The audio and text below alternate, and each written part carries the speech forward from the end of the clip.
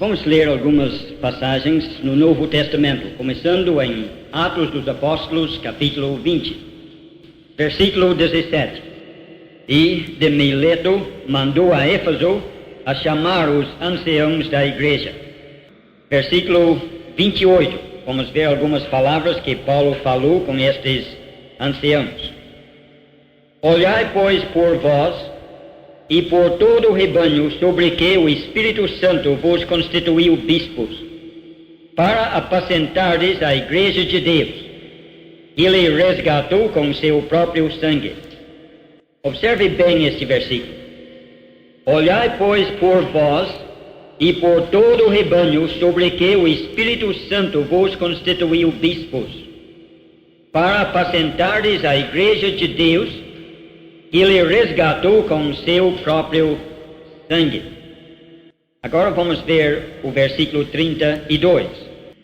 Agora, pois, irmãos, encomendo-vos a Deus e a palavra da sua graça, a Ele que é poderoso para vos edificar e dar herança entre todos os santificados.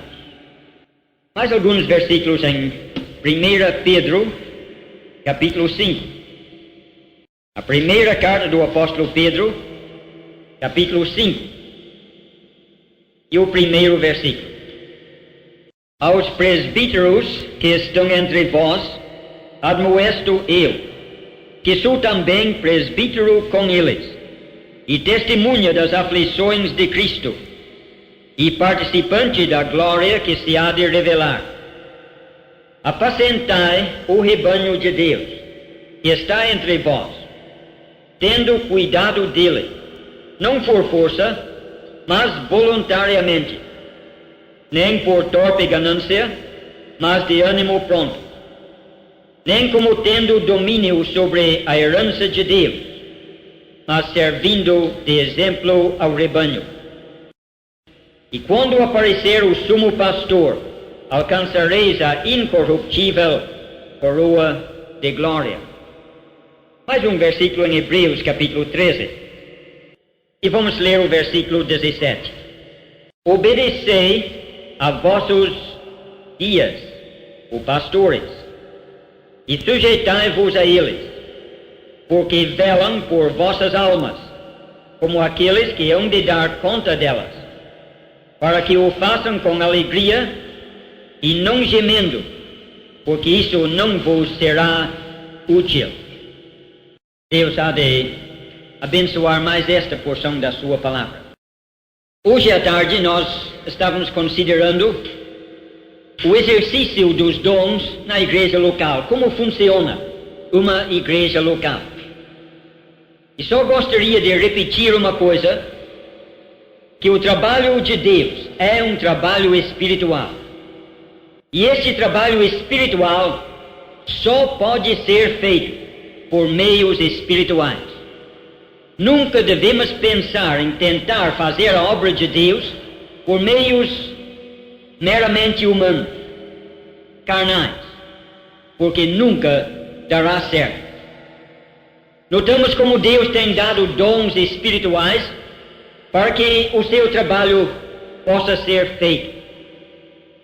Já temos considerado hoje como Ele deu uma diversidade de dons que são usados numa variedade de serviços que produzem diversos resultados.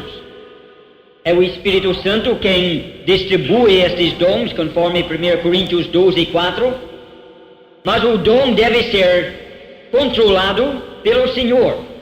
Temos de exercer o nosso dom sempre em submissão à palavra de Deus, as ordens que o Senhor deixou. E os resultados serão dados por Deus. Notamos também algumas atitudes nossas que podem impedir o exercício desses dons. Talvez um senso exagerado de inferioridade, de humildade, pensando que o nosso dom realmente não é importante. Mas é importante, é essencial. Ou indo até o outro extremo, pensando que sozinhos somos capazes de fazer tudo. E precisamos aprender que não somos capazes de fazer tudo.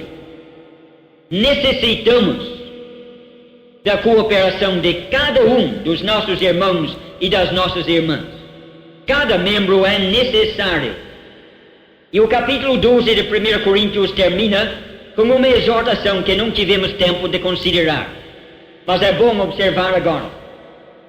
Ele termina o capítulo dizendo: procurai com zelo os melhores dons. Ele tem falado neste capítulo da diversidade de dons e destas atitudes nossas que podem impedir o exercício destes dons. E depois de mostrar tudo isto, ele diz: portanto, por causa de tudo isto, procurai com zelo os melhores dons. Creio que não é uma exortação dirigida ao indivíduo, mas sim uma exortação à igreja. Ele não está dizendo que você ou eu deveríamos procurar melhores dons. Seria incoerente. Lembra o que falamos no início? Que estas coisas são dons, não são prêmios.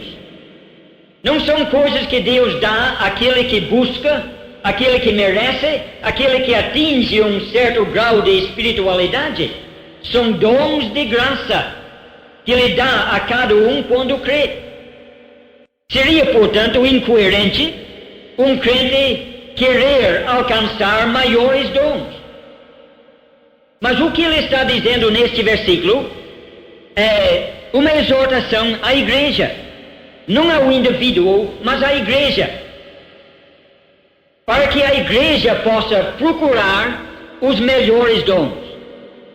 Se na igreja local, irmãos estão percebendo e sentindo a falta de determinados dons, se estão vendo na igreja local uma necessidade, aquela igreja deveria, em oração, procurar aqueles dons que estão faltando, para que Deus possa, na sua soberania, levantar no seu meio homens com estes dons necessários. Não uma pessoa pedindo que Deus desse a ela um determinado dom, mas uma igreja sentindo a sua fraqueza e a sua falta, pedindo que Deus supra aquela falta, não através de determinada pessoa, mas que na sua soberania, que Ele levante no nosso meio, entre nós, ou senão que Ele traga de fora para o nosso meio, aqueles dons necessários. Talvez numa igreja esteja sentindo a falta de evangelistas, de pastores, de ensinadores, ou de outros dons. Está percebendo a sua pobreza nesta parte? Deus não quer que haja pobreza espiritual na sua igreja local. Pode ser que o dom exista no seu meio, mas não está sendo exercitado. Mas seria perfeitamente lícito. E creio eu, de acordo com esta exortação em 1 Coríntios 12, seria correto aquela igreja em oração pedir a Deus que levante no nosso meio evangelistas, pastores e ensinadores, e assim por diante. Procurai com zelo os melhores dons, para que a necessidade existente seja suprida. Através do exercício desses dons, podemos ver então a igreja local funcionando, e funcionando com uma harmonia perfeita, e com êxito pleno, dirigido e controlado pelo Espírito Santo.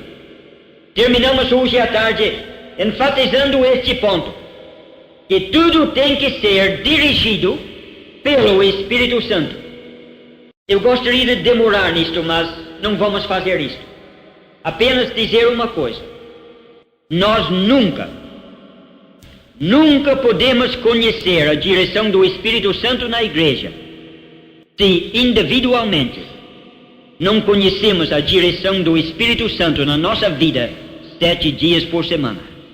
Se você não quer que o Espírito Santo dirija a sua vida no lar, no emprego, na escola, no lazer, você nunca vai conhecer a sua direção na igreja. Pense nisto. Ele não aceita os restos da nossa vida. Ele não aceita segundo lugar. Ele aceita tudo ou nada. E a igreja só pode prosperar sob a sua direção. Estamos vendo onde está a nossa falha? Para ter melhores reuniões, melhores resultados, não é a ordem da reunião que precisa mudar tanto. Talvez seja a nossa vida de cada dia. O Espírito Santo, então, agindo na igreja, haverá resultados para a glória de Deus.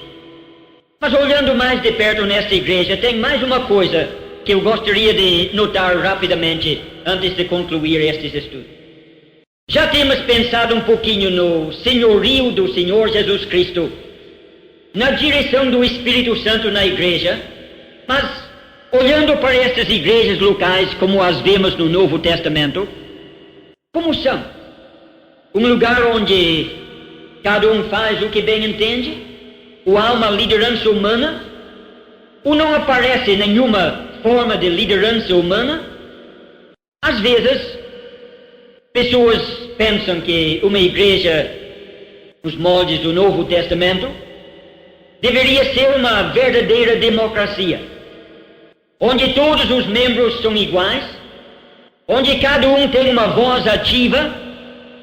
É comum ouvir dizer em nossos dias que a Igreja de Deus é uma verdadeira democracia.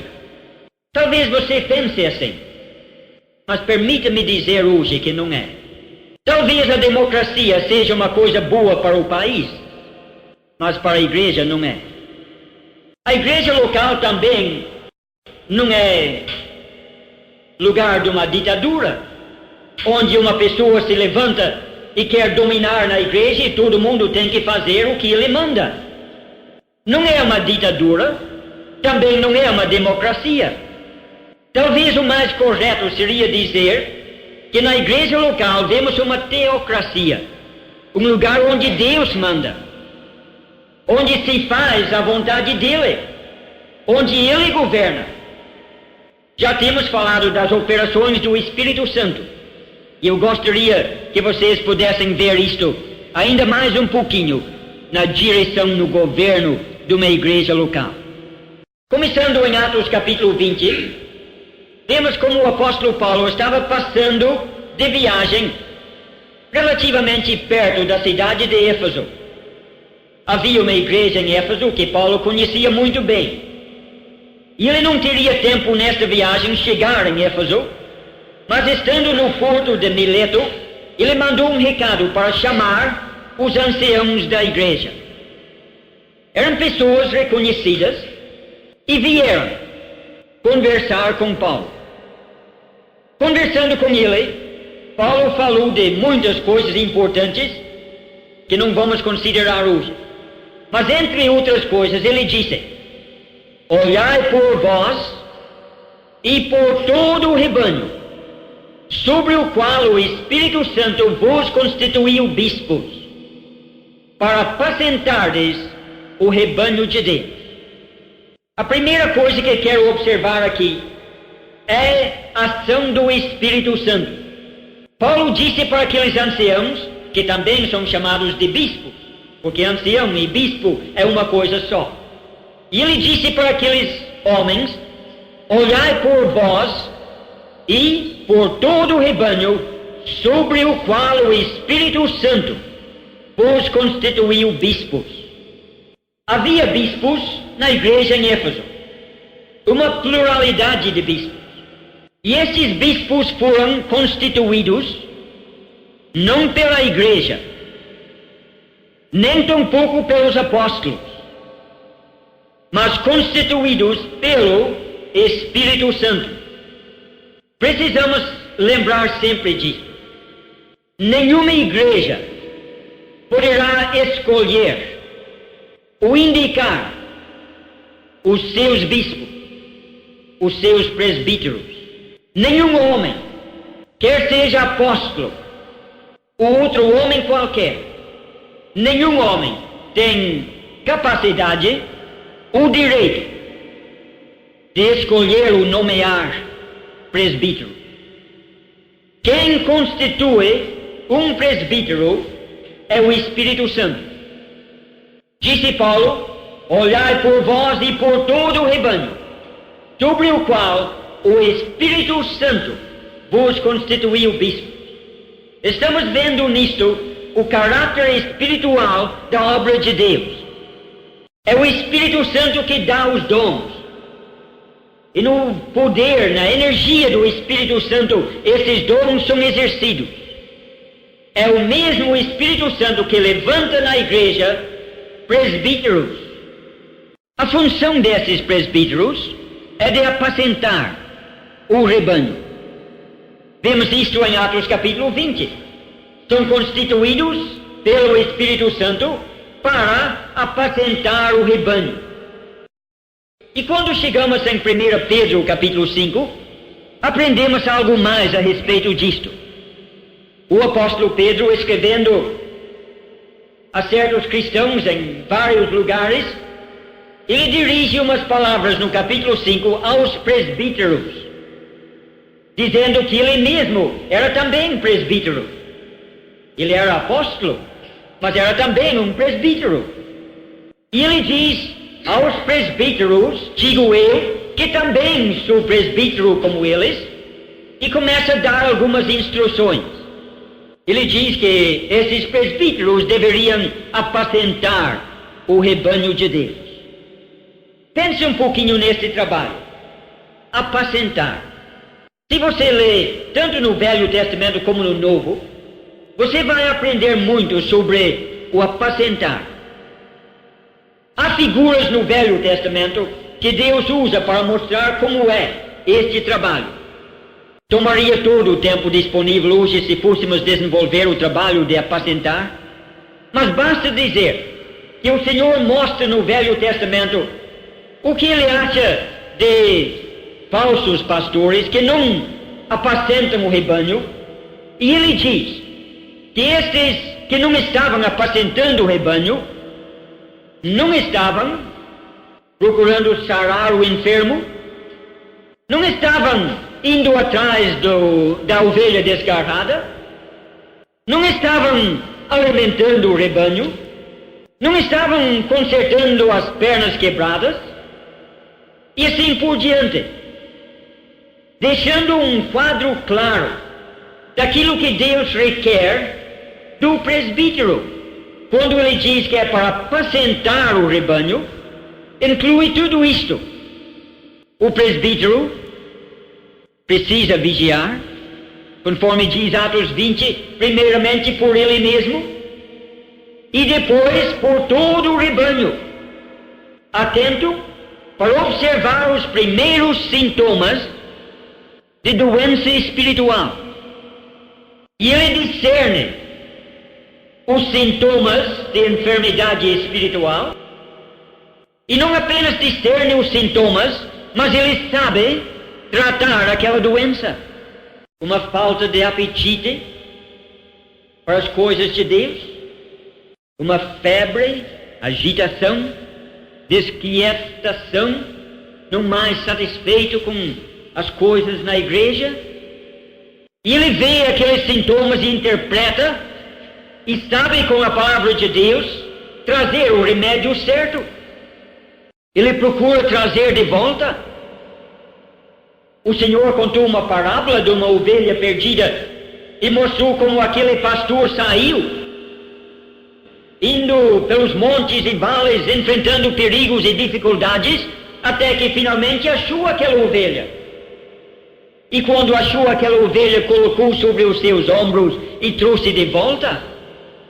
Um quadro do presbítero indo atrás da desgarrada, não com um açoite na mão para castigá-la, para discipliná-la, mas com amor no seu coração para colocá-lo nos seus ombros e trazer de volta. Uma ovelha com uma perna quebrada, que não anda como deveria andar, mancando, não precisa ser espancada, mas precisa ser tratada. E o verdadeiro presbítero não vai espancar aquela ovelha de perna quebrada, mas vai tratar da perna dela até sarar. E se você olhar de perto naquela lista, você verá como é o trabalho do presbítero: apacentar o rebanho. É um trabalho que exige muito, exige um sacrifício. Como diz em Hebreus capítulo 13, a respeito do presbítero, que eles velam para as nossas almas. São pessoas que estão olhando não só para a sua própria vida espiritual, mas pelo rebanho inteiro. Talvez vemos um exemplo muito bom disto no caso de Timóteo, que era um verdadeiro presbítero. Paulo disse aos filipenses que ia mandar Timóteo porque não tinha outro como ele que sinceramente cuidaria do seu estado, cuidando do estado deles. E acrescentou: porque todos cuidam dos seus interesses, não os de Jesus Cristo. O verdadeiro presbítero, então, levantado pelo Espírito Santo, é um que apacenta, um homem que se sacrifica para o bem do rebanho. Ele diz em 1 Pedro capítulo 5 que ele toma esse trabalho não por força, não por obrigação, mas voluntariamente, também não visando torpe ganância, lucro, mas de boa vontade, nem como dominadores sobre o rebanho, mas de exemplos, servindo de exemplos. Este presbítero, levantado pelo Espírito Santo, ele age no meio do rebanho, pastoreando, procurando o bem do rebanho, não como dominador, mas como exemplo. Em outras palavras, o presbítero não tem uma autoridade legal para mandar na igreja. Ele não é ditador, ele não é dominador, ele não tem autoridade para mandar. Ele não age como dominador sobre o rebanho, mas serve de exemplo para o rebanho. E servindo de exemplo, vivendo para o bem do rebanho, ele não tem uma autoridade legal, mas terá sim uma autoridade moral. Você sabe como é? Você vê alguém que sinceramente cuida de você, que você não pode duvidar dos seus desejos sinceros, sempre procurando o seu bem, fazendo de tudo para te beneficiar. Quando aquela pessoa fala alguma coisa, aquela palavra pesa com você. Tem uma autoridade, não porque ele tem autoridade para mandar, mas o seu caráter, o seu amor, dão uma autoridade àquela palavra que você nunca vai recusar. E é assim que uma igreja do Senhor funciona. Presbíteros levantados pelo Espírito Santo, em cujo coração o Espírito Santo tem colocado um amor para com o rebanho, porque, como ele disse em Atos 20, este rebanho Deus comprou pelo seu próprio sangue. E o verdadeiro presbítero é um homem que olha para o rebanho de Deus. E ele não vê simplesmente homens e mulheres, talvez homens e mulheres que são difíceis de lidar com eles, mas ele olha para aquelas pessoas e ele vê um rebanho que foi comprado pelo sangue de Jesus Cristo. Ele ama o seu Senhor, vendo esse rebanho pelo qual o seu Senhor derramou o seu sangue. Ele não pode fazer outra coisa senão cuidar do rebanho do seu Senhor. Seria uma falta de amor para com o seu Senhor permitir que o rebanho do Senhor sofresse prejuízo. Ele ama o Senhor, portanto, ele cuida do seu rebanho.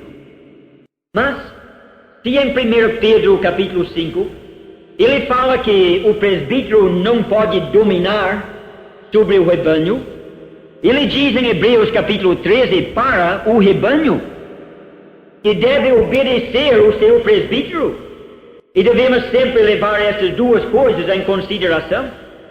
O presbítero, Deus faz ele lembrar que não é dominador, não pode agir como Diótrefes, querendo mandar na igreja. Eu vou contar uma coisa que fiquei na dúvida, será que conto ou não conto? Há poucos dias, ouvi um irmão dizer, bem longe daqui, felizmente não foi no estado de São Paulo, surgindo uma certa questão naquela igreja, esse homem teve a coragem de dizer, vai ser feito assim, vocês não querem, mas eu sou presbítero, é aqui eu que mando. Deus me fez presbítero, então eu mando. Não é assim. Nunca pode ser assim. O presbítero não é dominador sobre o povo de Deus. Mas ao mesmo tempo, enquanto Deus faz o presbítero lembrar disso, em Hebreus 13 ele torna para o rebanho, diz para eles, obedecei os vossos guias. Por quê? Porque eles velam pelas vossas almas. Talvez você não sabe, mas esses presbíteros, muitas vezes quando você está dormindo, estão de joelhos chorando na presença de Deus, por causa dos seus desvios. Obedecei os vossos guias, porque velam pelas vossas almas. Mais uma coisa, diz em Hebreus 13 que estes homens vão de prestar contas, são responsáveis pelo rebanho do Senhor, e hão de prestar contas um dia.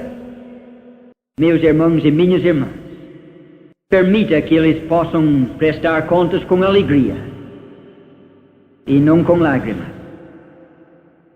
Eles velam pelas vossas almas. Resumindo tudo o que temos dito agora para chegar a uma conclusão, temos observado nesses dias que o Senhor Jesus Cristo anunciou em Mateus capítulo 16 que Ele ia edificar a sua igreja, indicando que estava para começar algo completamente novo. Com Israel, Ele havia feito um concerto, mas agora aquele concerto é um concerto velho. Nunca devemos pensar em trazer partes daquele concerto para o novo. Ele contou através da parábola que não se põe um remendo de pano novo em pano velho, porque não vai funcionar. E nunca podemos misturar os dois concertos. Ele velho é velho. Ele estabeleceu uma nova aliança, fazendo a sua igreja. E são os princípios desta aliança, desta nova, que nós temos de observar nos dias de hoje. Temos observado também que, além dessa igreja, que é o seu corpo, Deus tem plantado e está plantando igrejas locais. E essas igrejas locais nunca podem se unir numa federação, numa organização, formando um corpo visível na terra. Porque isso necessitaria de uma liderança humana, de uma cúpula que colocaria em rivalidade com Cristo uma cabeça humana. Temos de manter a qualquer custo a autonomia da igreja local. E nos dias em que nós vivemos, 1986, no Brasil, há um movimento que está crescendo em força cada dia, querendo exatamente destruir a autonomia das igrejas que nós conhecemos. E no estado de São Paulo, em Paraná, em Minas, no Brasil inteiro. E nós precisamos estar atentos para isso, para não permitir a formação de nada que possa comprometer a autonomia das nossas igrejas locais. Temos notado que a única maneira em que essas igrejas possam funcionar é através da operação do Espírito Santo. É uma obra espiritual. Os dons necessários para isto são espirituais. Não depende da capacidade humana, não depende de esforço humano, depende unicamente do Espírito do Senhor. Depende de nós, nesse sentido, se vamos ou não permitir que o Espírito Santo opere em nós. Ele dá os dons, o Senhor controla o seu exercício, Deus dá o crescimento. O Espírito Santo levanta presbíteros para pastorear o rebanho, e assim, na orientação dele, do Espírito Santo, a obra possa crescer. Uma pequena ilustração em terminar.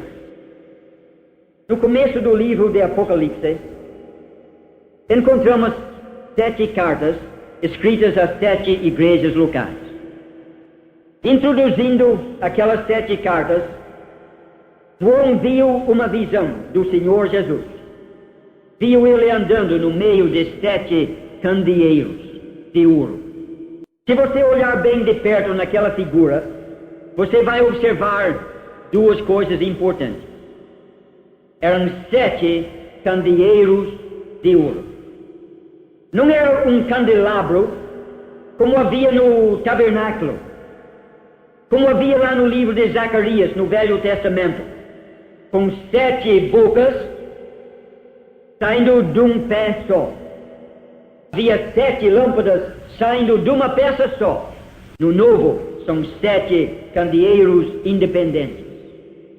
São candeeiros, não castiçais.